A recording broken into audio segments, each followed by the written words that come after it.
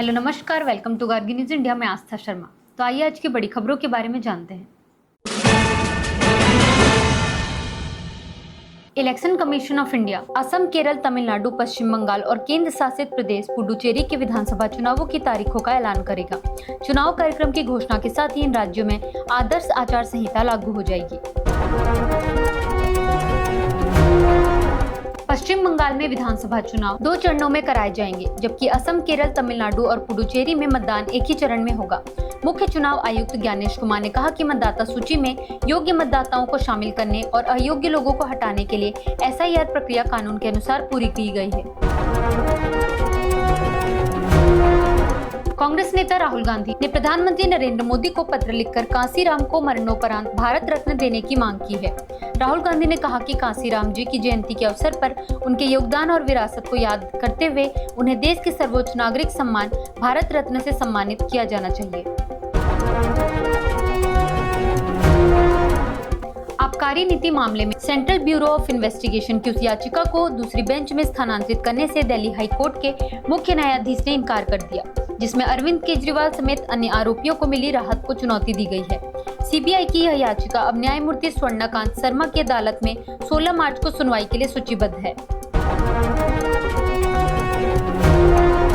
Donald Trump ने मौजूदा शर्तों पर ईरान के साथ किसी भी समझौते से इनकार कर दिया है, जबकि इजराइल के विदेश मंत्री ने कहा कि लेबनान सरकार के साथ बातचीत की कोई योजना नहीं है। इसी बीच ईरान की रेवोल्यूशनरी गार्ड्स ने बेंजामिन नेतन्याहू को मारने की धमकी दी है, जबकि UAE के फुजैरा बंदरगाह से एक भारतीय तेल टैंकर सुरक्षित रवाना हो गया।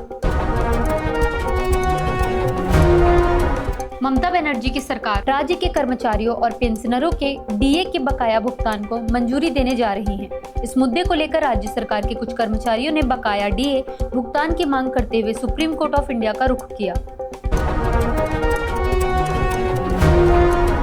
S जयशंकर ने भारत यूरोपीय संघ संबंधों को मजबूत करने के उद्देश्य से ब्रुसेल्स की 2 दिवसीय यात्रा शुरू की है। जनवरी में भारत और यूरोपियन यूनियन के बीच ऐतिहासिक मुक्त व्यापार समझौता तय होने के बाद यह ब्रुसेल्स स्थित EU के साथ भारत की पहली उच्च स्तरीय यात्रा है। भारतीय जनता पार्टी सत्ता विरोधी माहौल के बावजूद संगठन की मजबूत पकड़ और कल्याणकारी योजनाओं के सहारे चुनावी मैदान में अपनी स्थिति मजबूत करने की रणनीति पर काम कर रही है। पार्टी का मानना है कि संगठनात्मक नेटवर्क और सरकारी योजनाओं के लाभार्थियों का समर्थन चुनाव में उसे बढ़त दिला सकता है। इलेक्शन कमीशन ऑफ इंडिया ने 4 राज्यों और पुडुचेरी के विधानसभा चुनावों का कार्यक्रम घोषित कर दिया है। केरल, असम और पुडुचेरी में 9 अप्रैल को मतदान होगा, जबकि तमिलनाडु में 23 अप्रैल को वोट डाले जाएंगे। पश्चिम बंगाल में मतदान 23 अप्रैल से कई चरणों में कराया जाएगा।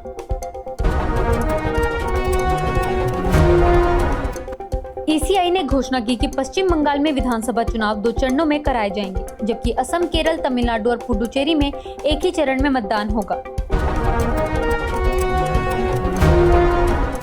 Ministry of environment, forest and climate change ने अरावली पहाड़ियों की परिभाषा तय करने के लिए 10 सदस्यीय विशेषज्ञ समिति के नामों को मंजूरी दे दी है।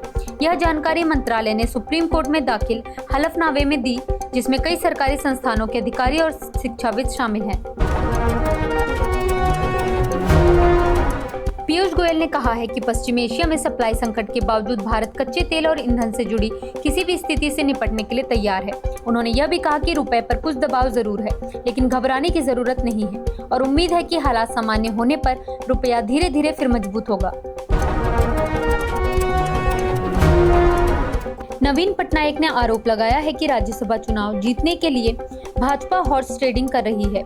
इसी बीच राज्यसभा चुनाव को लेकर सभी राजनीतिक दल अपने विधायकों को मॉक पोल प्रशिक्षण दे रहे हैं, ताकि उनका वोट रद्द न हो। जायसवाल ने कहा है कि पश्चिम एशिया संघर्ष को लेकर भारत ब्रिक्स देशों के भीतर बातचीत को आगे बढ़ाने में मदद कर रहा है।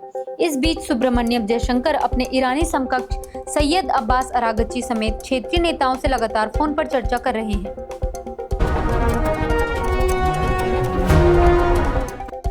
सैयद अब्बास अरागची ने कहा कि अमेरिका और इजराइल के साथ युद्ध तभी खत्म होगा जब ईरान को भरोसा हो जाए कि ऐसे हमले दोबारा नहीं होंगे। उन्होंने दावा किया कि मध्य पूर्व में मौजूद अमेरिकी सैन्य ठिकानों का इस्तेमाल ईरान पर हमले करने के लिए किया गया है। डोनाल्ड ट्रंप ने कहा कि ईरान के साथ चल रहे युद्ध को खत्म करने के लिए अमेरिका अभी किसी समझौते के लिए तैयार नहीं है। उन्होंने चेतावनी दी कि जरूरत पड़ने पर ईरान के तेल केंद्र खार्ग द्वीप पर फिर से हमले किए जा सकते हैं। पुडुचेरी में मत्स्य क्षेत्र के विकास के लिए 246 करोड़ रुपए की बुनियादी ढांचा परियोजनाएं शुरू की जाएंगी। जगह की कमी को देखते हुए पेरियावे इरमपट्टिनम में लगभग 53.38 करोड़ रुपए की लागत से नए फिशिंग हार्बर के निर्माण और विस्तार का प्रस्ताव है। एमके स्टॉलिन ने आरोप लगाया है कि भाजपा सरकार के गलत फैसलों के कारण एलपीजी सिलेंडरों की कमी पैदा हुई है। उन्होंने केंद्र सरकार से इस समस्या का जल्द समाधान निकालने और गैस की आपूर्ति सामान्य करने की मांग की है। डोनाल्ड ट्रंप ने कहा कि मौजूदा शर्तों पर ईरान के साथ युद्ध खत्म करने के लिए कोई समझौता स्वीकार नहीं किया जाएगा। तो ये थी आज की बड़ी खबरें। बने रहिए गार्ग न्यूज इंडिया के साथ। मैं आस्था शर्मा, धन्यवाद।